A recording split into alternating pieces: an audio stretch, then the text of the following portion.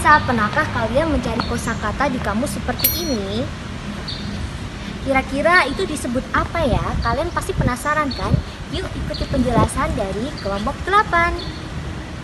Nah, tadi itu disebut dengan lemma. Namun, sebelum mengetahui definisi lemma, kita kenalan dulu yuk. Tak kenal maka tak sayang. Perkenalkan, saya Sri Maulidia Ardianti dengan NIM 086. Lalu rekan saya, Rania Riza Aulia dengan NIM 078. Lalu ada Delisa Koriski 081. Lalu ada Sandi Aulia 090.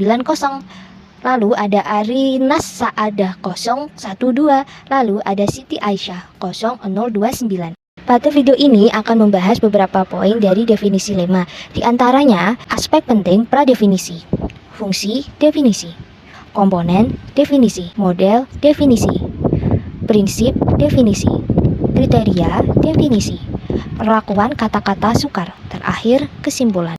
Yang pertama adalah kosakata bahasa target.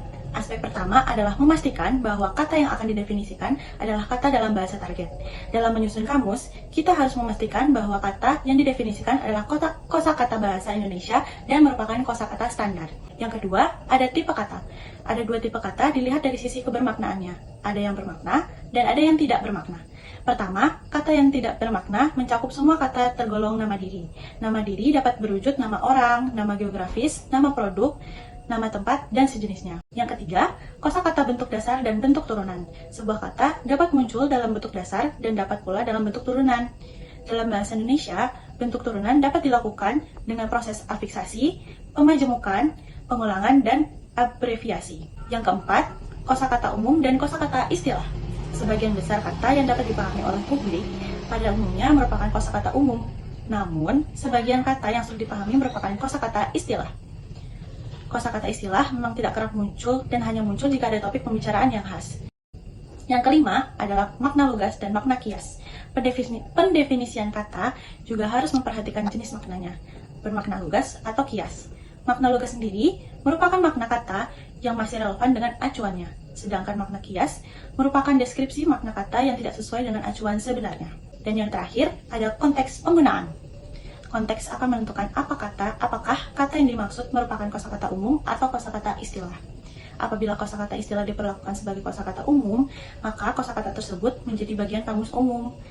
Namun, apabila kosakata istilah digunakan dalam konteks khusus, kosakata tersebut harus diperlakukan sebagai kosakata istilah dan menjadi bagian dari kamus istilah atau kamus khusus. Materi selanjutnya adalah fungsi definisi. Secara umum, definisi memiliki dua fungsi. Yang pertama, definisi kamus sebagai acuan. Fungsi definisi sebagai acuan dapat dilihat ketika pengguna berhadapan dengan kosakata yang asing atau kurang familiar, sehingga memerlukan penjelasan tentang makna kata tersebut, meskipun penjelasan tersebut cukup minimal. Yang kedua, definisi kamus untuk memproduksi teks. Definisi dalam kamus berfungsi untuk membantu pengguna dalam memproduksi teks dengan ekspresi makna yang tepat. Terdapat dua jenis kamus yang dapat digunakan, yaitu kamus monolingual dan kamus bilingual.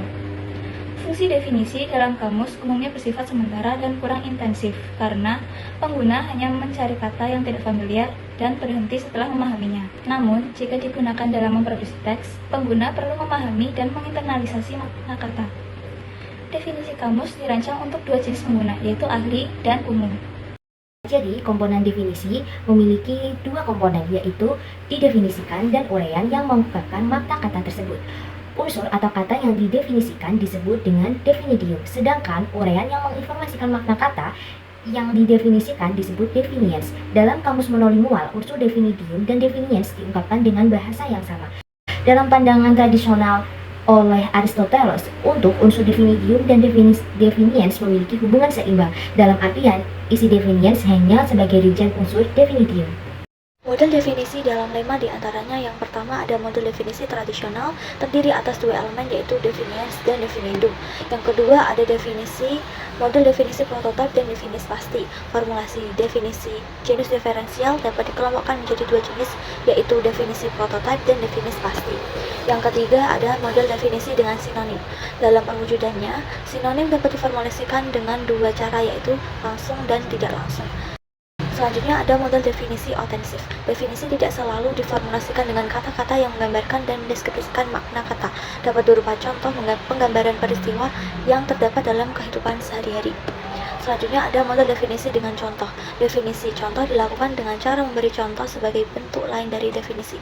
Yang selanjutnya ada model definisi dengan metonomia. Metonomia merupakan hubungan asosiasi antara kata yang satu dengan kata yang lain. Dua kata yang memiliki hubungan asosiasi umumnya tidak memiliki hubungan makna. Selanjutnya ada prinsip definisi. Definisi yang baik tidak hanya mengungkapkan substansi lema yang didefinisikan, tetapi juga harus diformulasikan dengan baik agar definisi tersebut mudah dipahami oleh pengguna kamus. Berikut ada beberapa hal yang hendaknya diperhatikan dalam membuat definisi. Yang pertama, semua kata yang ada dalam definisi harus dapat dijelaskan. Yang kedua, kosakata unsur definisi tidak lebih sukar dipahami dari lema yang didefinisikan. Terakhir, lema yang didefinisikan tidak digunakan dalam formulasi definisi. Formulasi di atas merupakan prinsip pembuat definisi yang esensial, tetapi belum tentu baik leksikografer. Oleh karena itu, Landau membedakan antara definisi ideal dan definisi yang baik bagi praktek leksikografi. Selanjutnya saya akan menjelaskan terkait kriteria definisi yang baik.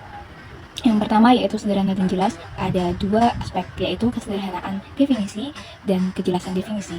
Yang kedua, bersifat terbuka, artinya semua kata yang digunakan untuk menjelaskan suatu lema juga harus ditemukan dalam kamus yang sama.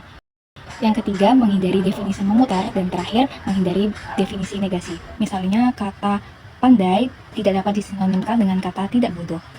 Selanjutnya yaitu perlakuan kata-kata sukar. Terdapat kosakata yang harus mendapat perlakuan khusus, yaitu kosakata tabu. Kosakata tabu umumnya berkaitan dengan seksualitas. Kata-kata vulgar dapat didefinisikan secara ilmiah atau mengungkapkannya dengan cara sesamar mungkin. Selain kata-kata tabu, kata yang bernuansa diskriminasi dan mendeskripsikan sistem politik juga perlu mendapat perhatian. Nah, teman-teman, kesimpulan dari presentasi hari ini adalah bahwa bab 8 menjelaskan isi kamus yaitu lema. Sebagian utama isi kamus lema memegang peran penting. Uraian tentang jenis lema akan membantu penyusunan kamus untuk menentukan jenis lema dan jenis kamus yang akan disusun. Quotes dari kelompok 8, masa depan dimulai dari apa yang kamu pelajari hari ini. Jangan pernah berhenti belajar, karena masa depan menanti mereka yang terus mencari pengetahuan. Sekian dan terima kasih.